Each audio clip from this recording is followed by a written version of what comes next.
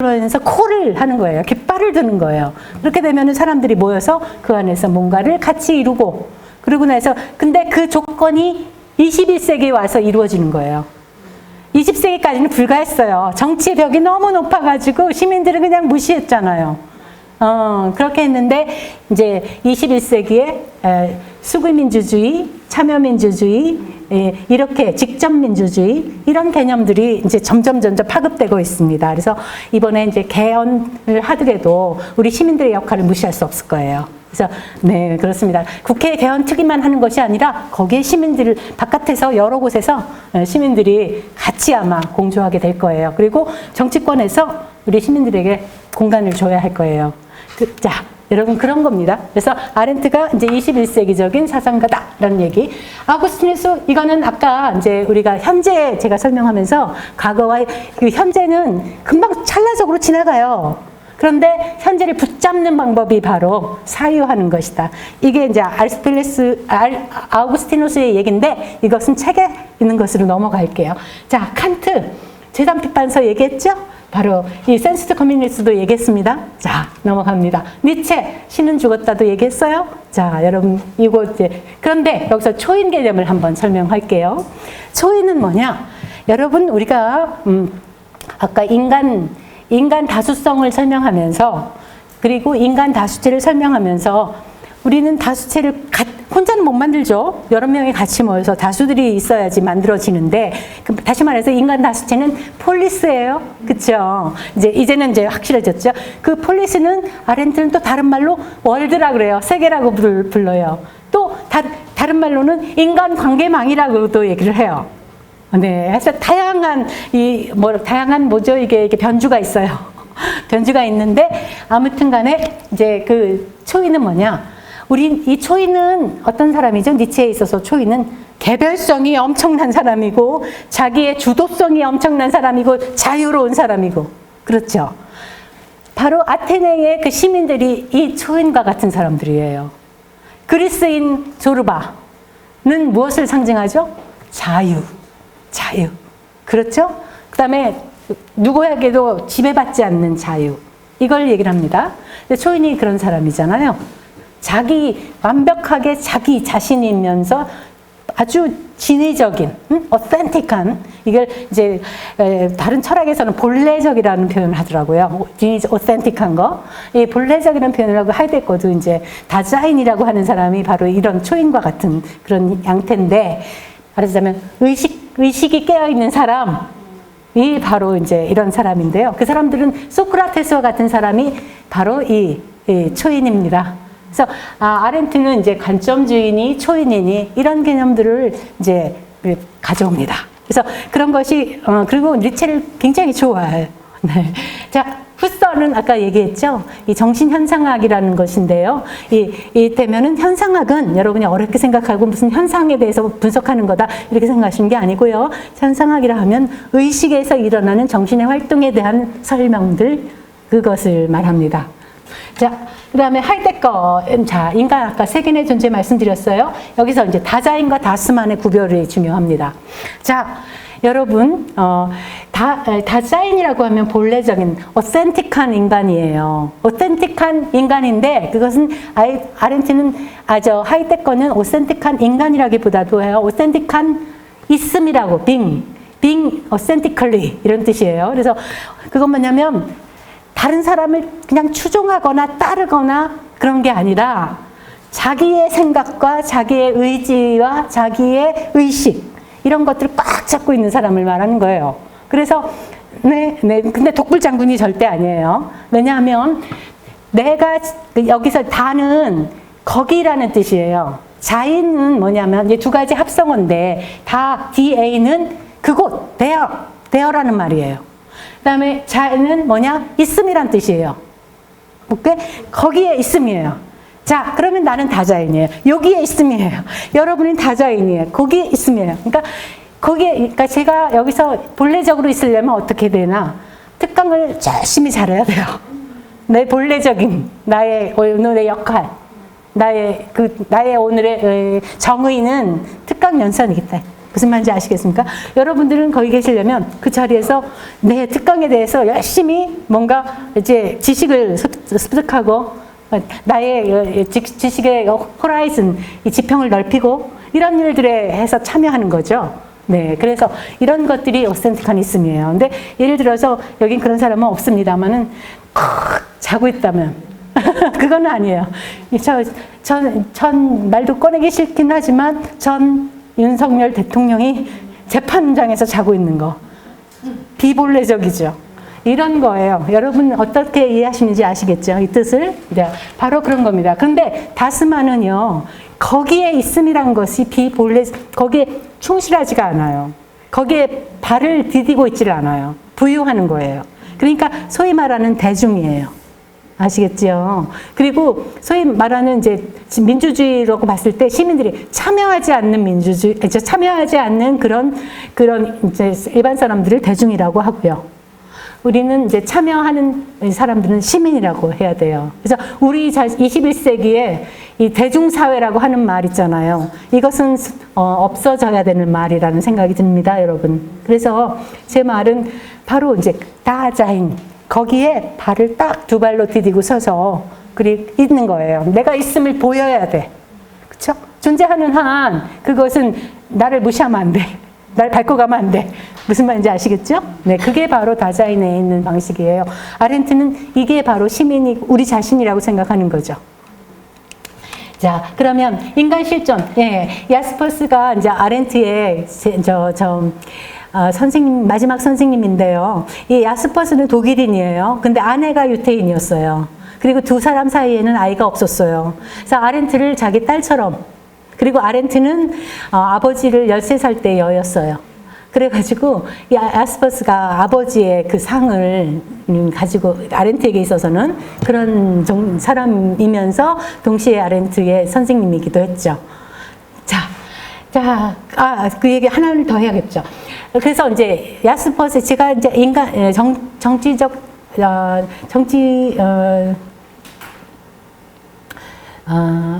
실존적 논문 하나를 쓴 게 있는데요. 정치 실존론이라고요. 네.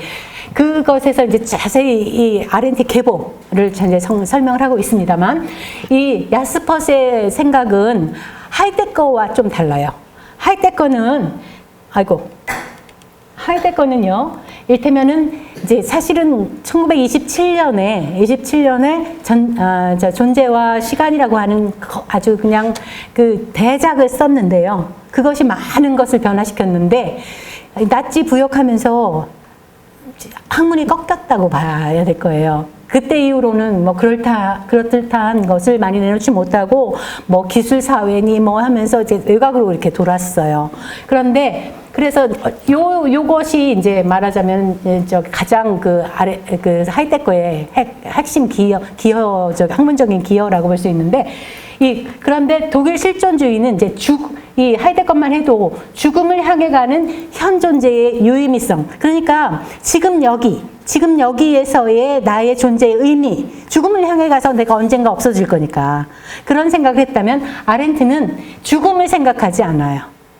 안 하고 이제 삶을 생각해요. 죽음 자리의 삶을. 그래서 이 하이데거는 비관적인 철학이라고 얘기를 하면 아렌트는 낙관적인 철학이다. 이렇게 이제 구별을 하는 분도 있습니다.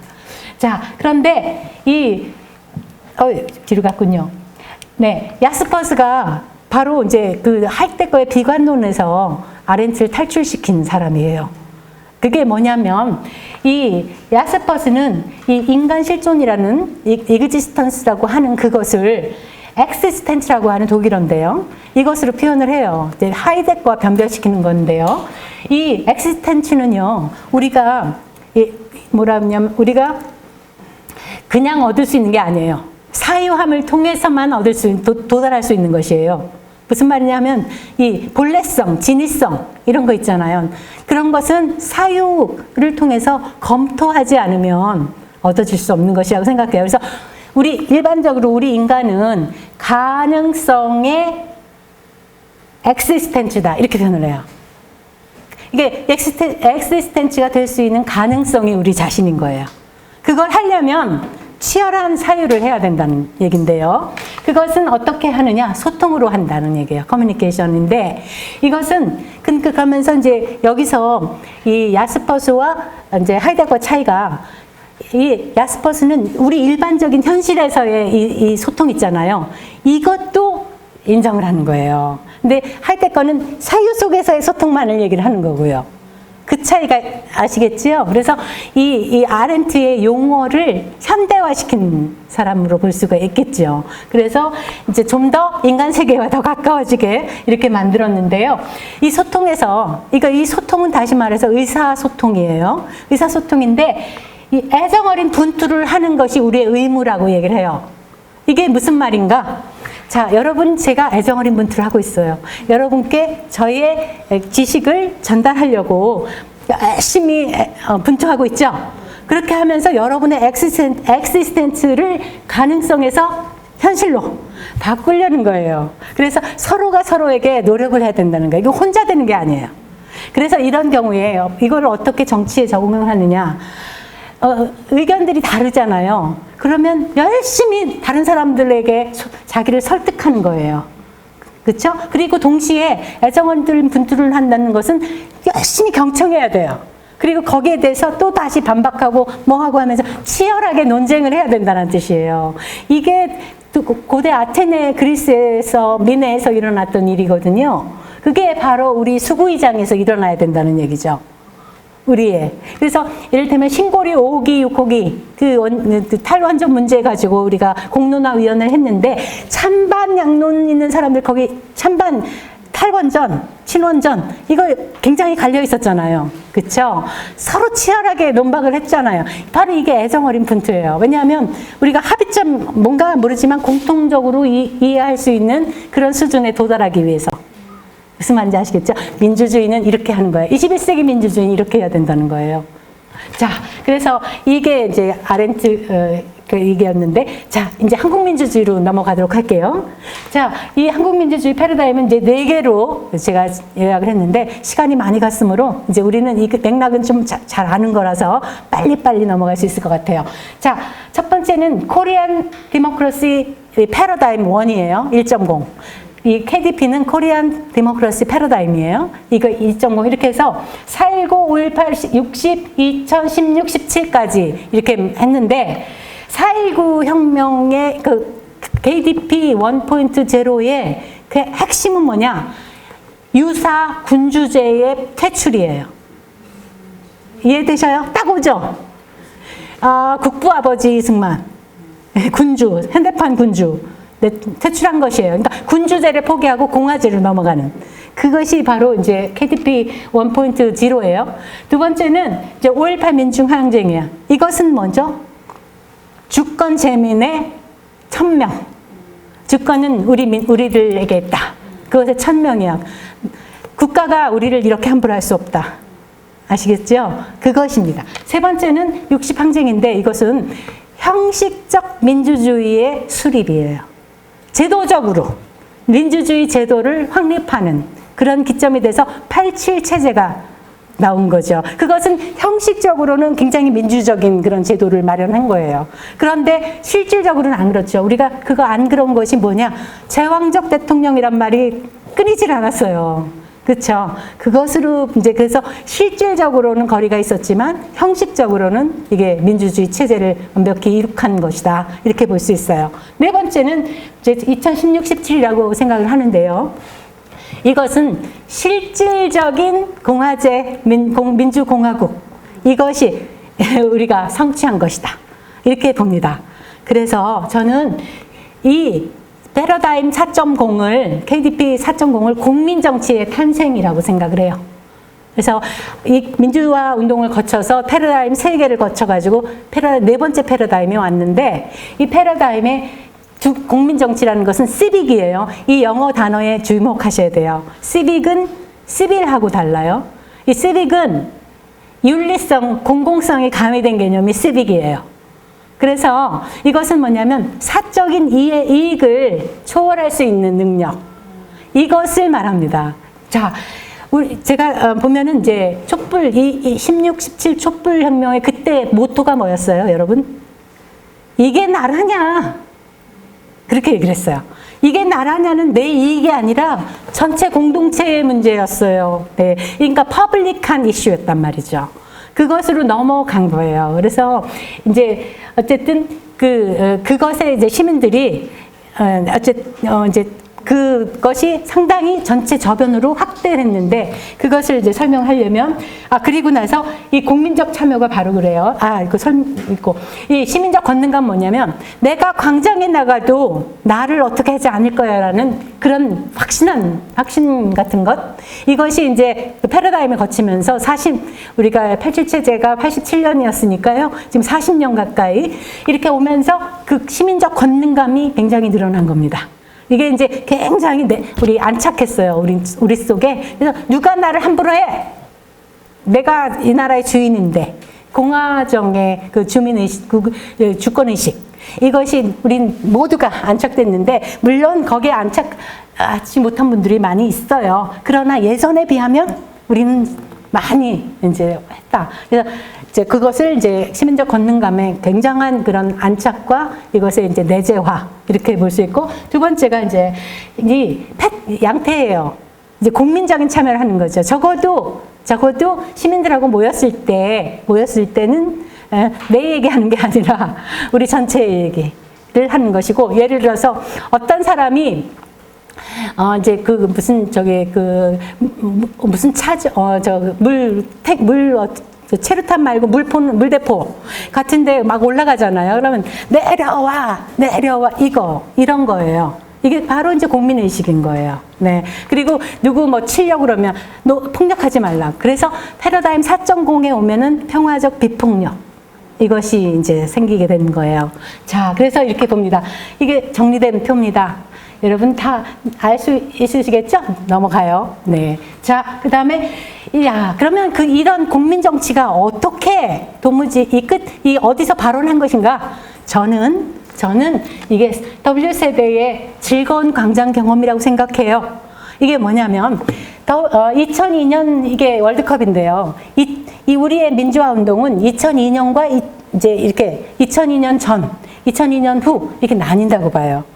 자, 2002년 전의 광장은 대부분 폭력이 낙마하는 광장에다가 대부분 겁나는 광장에다 슬픈 광장이었어요. 그래서 광장이라는 게 조금 공포스러운 광장이었는데 2002년은 나가보니까 즐거운 거예요. 시민들하고 같이 있었으니까 내가 직장에서는 내가 부하 직원이고 그렇지만 같이 상무님하고 같이 왔는데 나는 쫄따구인데 거기 가니까 똑같아. 계급장이 떨어져. 그래서 정치적 평등이 이루어지는 거야. 이게 바로 정치적 평등이에요. 그런 것이 바로 이제 권능감하고 같이 겹쳐져서 주인의식에 아주 투철해지는 거죠.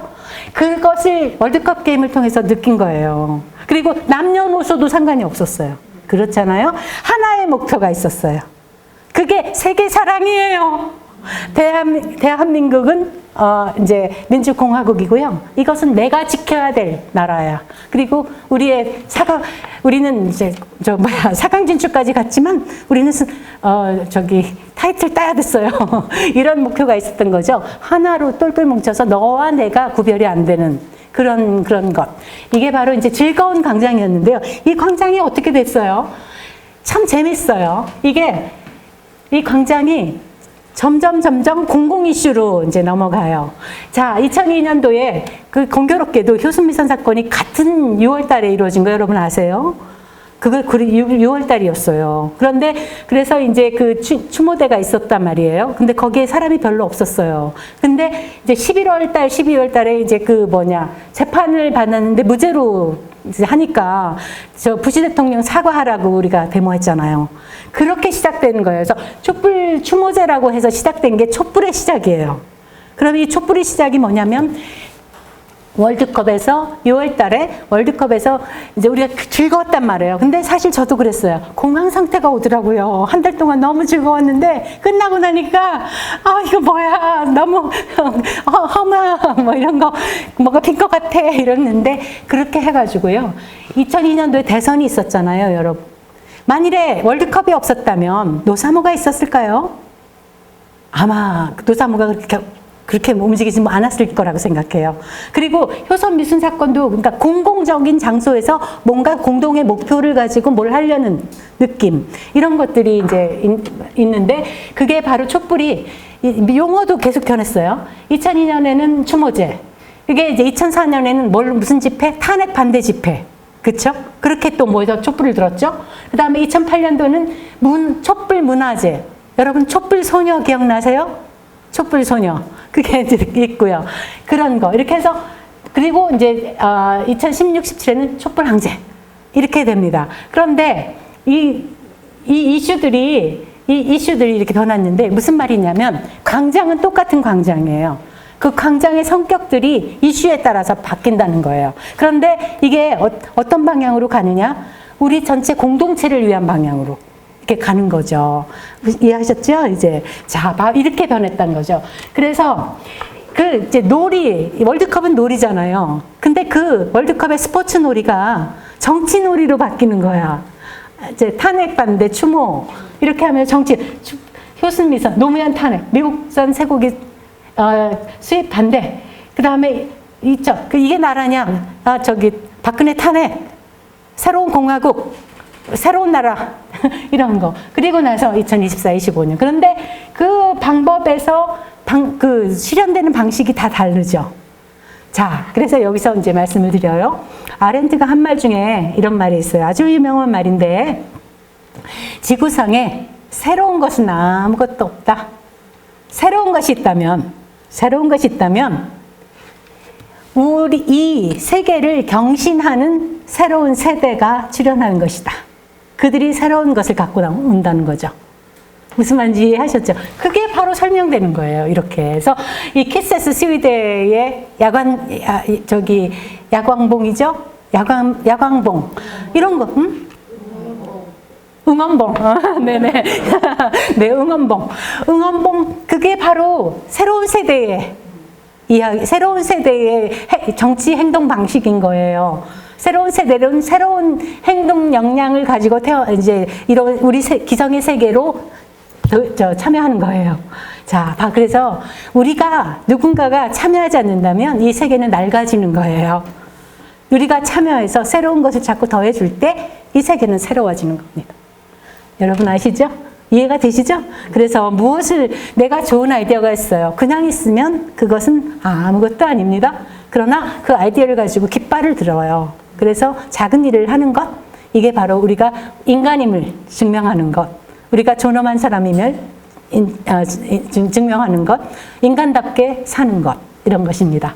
자, 그래서 제가 얘기했죠? 예, 당신이 어딜 가든 당신은 폴리스가 될 것이다. 이게 그 유명한 전물장병 추모사에 나오는 구절이에요. 페리클레스가 얘기한 거예요. 그걸 아렌트가 가져다가 이론화한 거예요.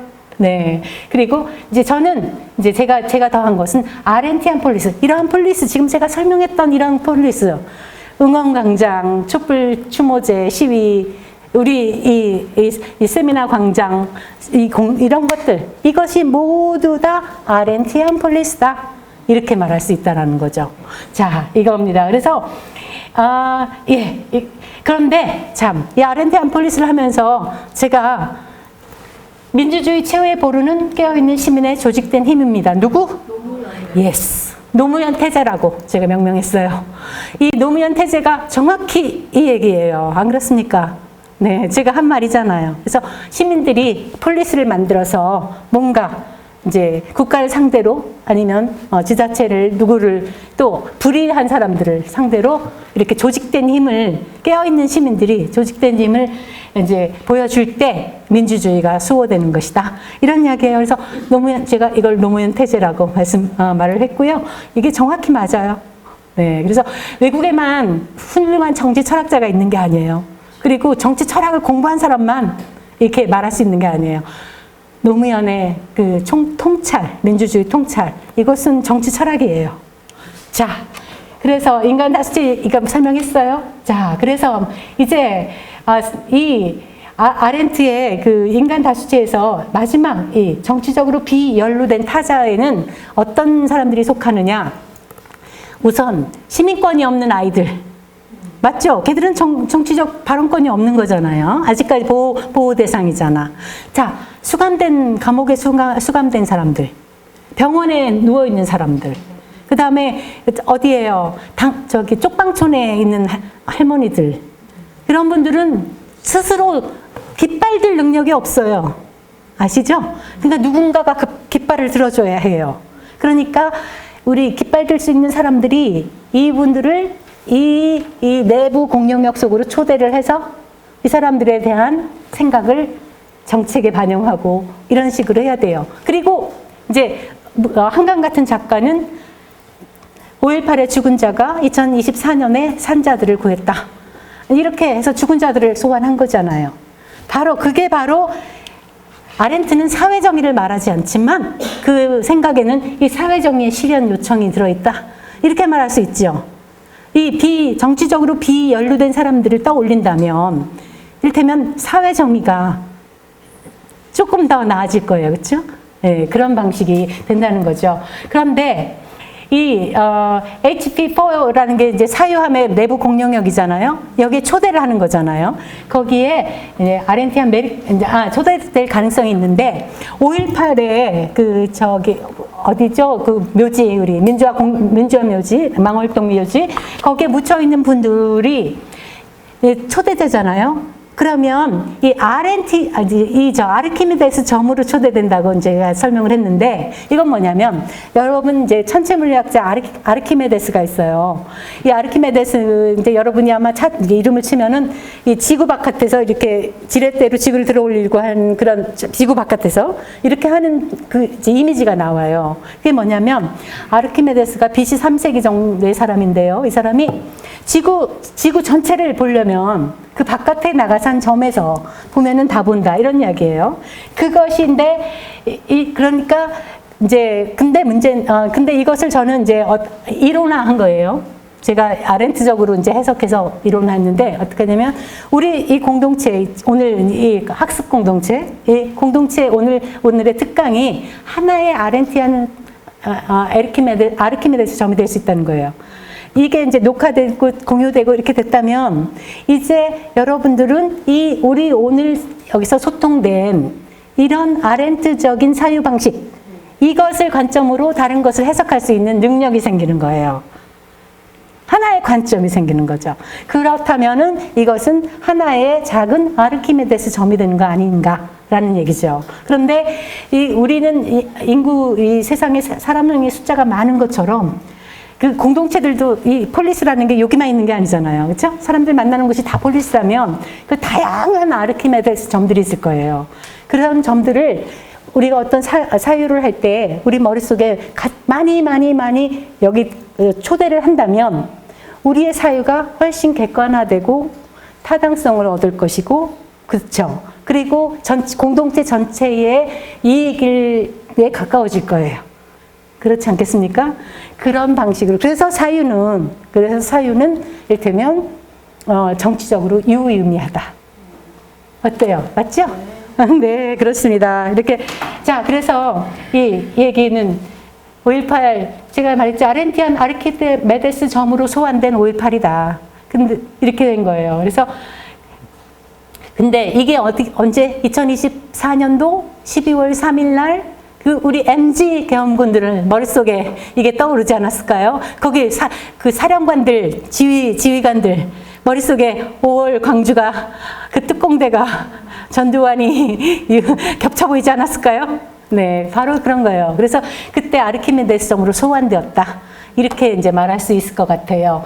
그래서 그렇게 소환하니까 바로 이제 판단이 이제 작동했고요. 그 판단이 행위로 이어져서 소극적인 항명을 하고, 그렇죠? 그리고 이를테면은 이제 그 경찰 그분들 가면서 시민들한테 연신 죄송합니다, 감사합니다 이렇게 하고 갔다는 거예요. 그리고 이제 그 중간중간에 예를 들면은 헬기가 국회로 넘어가는데 거기서 허락을 받아야 되는 거잖아요. 공중비행을. 그거 이제 막은 사람들도 있고, 거기에 중간중간에 이 5.18 강주가 아렌티안 아르키메데스 점으로 작동했다. 이렇게 말할 수 있겠죠.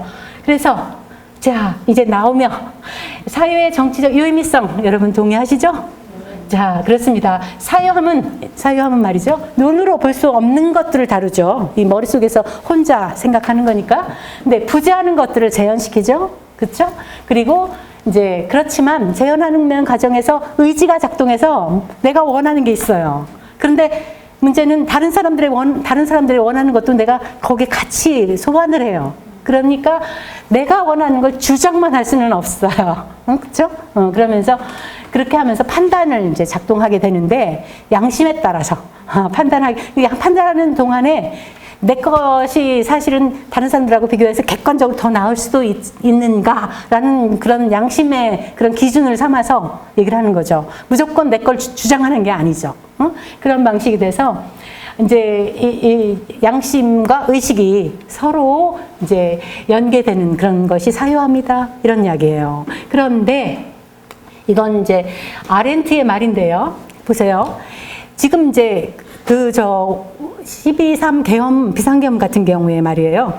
그게 MG 계엄군들한테는 갑자기 떨어진 일이에요. 그 현장에서 사실 어디로 가는지 몰랐다는 거잖아요. 그런데 그러니까 보세요. 결단을 해야 되는 순간이야. 그때 필요한 게 사유함이라는 거죠. 그때는 지휘관의 명령을 받기도 어려워요. 그때 결단의 순간에 나를 지켜주는 건 결국은 사유함이다. 이렇게 말하는 거죠. 그때 사유함은 바로 어떤 방식으로 해야 되냐? 소크라테스가 야반도주하는 그런 자기의 인생의 노후 그런 것을 남기지 않겠다. 이렇게 하는 것이 바로 이제 고결함, 인간의 고결함. 그리고 나의 관점에서 그때는 이제 결정을 해야 되는데 옵션이 여러 개가 있겠죠. 내가 이거 항명하면 내가 감옥행인데 이런 것에서 온갖 생각이 다 들어올 거 아니에요. 아빠가 가지 말라고 했는데 에서부터 근데 그럼에도 결연하게 소극적으로 슬슬 웃어가면서 이렇게 이제 하는 것 그런 순간에 나 자신을 구해줬는데 그 군인들 어땠습니까? 그때 그대로 광주처럼 했다면 어떻게 됐겠습니까? 네, 자기를 지켜준 거죠. 그 사유함이 바로 이래서 정치적 유의미성이고요. 자, 그렇다면 이제 처음으로 돌아갑니다. 이제 우리는 어떻게 해야 하는가 하는 문제죠. 그래서 칸트의 아까 세 가지 근본 질문을 다시 소환합니다. 우리는 무엇을 알 수 있는가? 근데 아니죠. 나는. 예. 그다음에 나는 무엇을 해야 하는가? 그리고 나는 무엇을 바랄 수 있는가? 그것을 이제 근데 이게 두 개 다 같이 써야 돼요. 나에 대해서도 이 질문을 해야 되고 위에 대해서도 이 질문을 해야 돼요. 근데 보통은 개인주의라 그러면은 I만 얘기를 하죠. 근데 공동체주의는 또 위만 얘기하라 그래요. 자, 아렌트는 이 둘을 같이 하라. 고 말하는 것입니다. 자, 그러면 여러분 오늘 이 특강에 의해 여러분은 무엇을 해야 하는가? 이제 그 큰 질문을 안고 돌아가시기 바랍니다. 자, 이게 저의 강의 끝인데요. 경청해 주셔서 감사합니다.